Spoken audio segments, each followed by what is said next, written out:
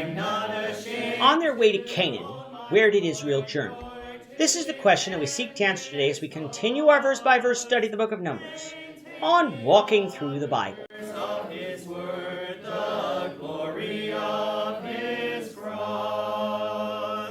If you have a Bible with you, you can turn to Numbers chapter 21. We're going to be reading from verses 10 to 20. If you don't have a Bible, don't worry. Just follow along with us on the screen. The version that we'll be reading from is the New King James Version. So, Numbers 21, beginning at verse 10. Now the children of Israel moved on and camped in Oboth. And they journeyed from Oboth and camped in Abiram, in the wilderness which is east of Moab, towards the sunrise. From there they moved and camped in the valley of Zered.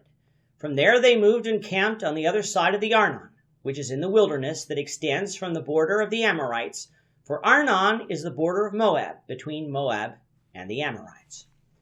Therefore it is said in the book of the wars of the Lord, Wahab in Sophah, the brooks of the Arnon, and the slope of the brooks that reaches to the dwelling of Ar, and lies on the border of Moab.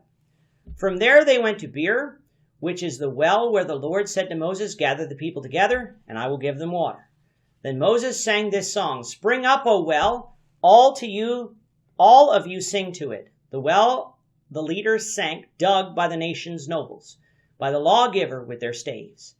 And from the wilderness they went to Mattanah, and Mattanah to Nahiel, and Nahiel to Bamoth, and from Bamoth in the valley that is in the country of Moab to the top of Pisgah, which looks down on the wasteland.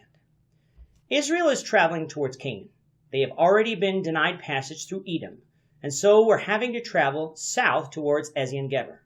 After Aaron died at Mount Hor, and they defeated the king of Arad, who attacked them, Israel murmured against the Lord, who punished them with a plague of deadly serpents. The only way they could save themselves was to look at the brazen serpent on the pole that God had Moses make. Otherwise they would die, and many did die before the brazen serpent was made. In today's reading, what we have is a list of places that Israel camped. On our map on the screen, Israel has turned east in order to avoid Edom, and then turned north. Many of the stops for the camps, we don't know exactly where they are, but Israel would have known. They traveled to the east of the main territory of Moab, because God was not going to give Israel the land of Moab. Why? For that we need to remember who the people of Moab were descendants of. In Genesis 19, verses 30 to 38, we read, Then Lot went up out of Zoar, and dwelt in the mountains, and his 2 daughters were with him. And he was afraid to dwell in Zoar. And he and his 2 daughters dwelt in a cave. Now the firstborn said to the younger, Our father is old, and there is no man on earth to come in to us, as is the custom of all the earth. Come, let us make our father drink wine, and we will lie with him, that we may preserve the lineage of our father. So they made their father drink wine that night. And the firstborn went in and lay with her father, and he did not know when she lay down and when she arose. It happened on the next day that the firstborn said to the younger, Indeed, I lay with my father last night. Let us make him drink wine tonight also, and you go in and lie with him, that we may preserve the lineage of our father. Then they made their father drink wine that night also. And the younger arose and lay with him, and he did not know where she lay down or when she arose. Thus both daughters of Lot were with child by their father. The firstborn bore a son and called his name Moab. He is the father of the Moabites to this day.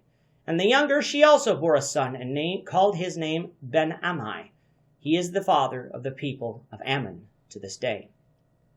This is our first real run-in with the Moabites before, although they were mentioned in passing in Exodus 15. The Moabites were descendants of Lot, who was Abraham's nephew.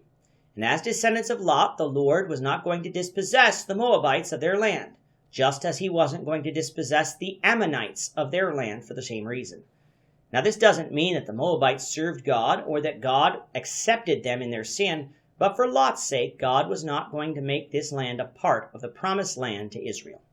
The Arnon River, which served as the northern border between Moab and the Amorites, is known to us today as a river which flows into the Dead Sea.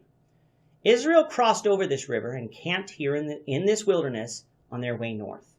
In the book of the Wars of the Lord, a book that we do not have, but must have existed at the time of the writing of Numbers, Israel is said to have recorded this journey as well. From there, They came to a place known as Beer, which is where God had Moses gather the people together so that he could provide them water. Israel praised the Lord in song for this blessing, as is evident by the song we have recorded for us here. From Beer, they continued north, getting closer to the Jordan River itself, across from Jericho.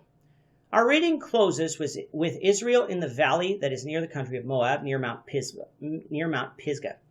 Now, this might sound confusing since Israel had already passed Moab. However, we're going to find out that the land of Moab once extended further north than the Arnon River until the king of the Amorites defeated Moab down to the Arnon River. Now, following this defeat, one of two things could have happened. Either Moab controlled a portion of their former territory near Jericho, or Numbers is simply referring to what used to be Moabite territory. From Deuteronomy 32, it appears that Moab did have some control of this land.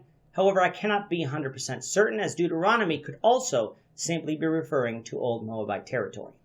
In the end, though, it really doesn't matter, for all we need to realize is that Israel is situated in this area now. However, instead of moving the narrative forward, the rest of Numbers 21 looks back to events that happened soon after Israel crossed the Arnon River, heading north. So we'll take up with that, the Lord willing, in the next lesson. With that, our time is up for today. The Lord willing, we hope you'll join us for tomorrow's discussion of Numbers chapter 21, verses 21 to 35, as we continue our walk through the Bible, one verse at a time. Thank you for watching today's episode. We hope that you found it edifying and ask that you not only subscribe to our channel and podcast, but that you like and share this episode among your friends, so that the saving gospel of Jesus Christ can go out to the whole world.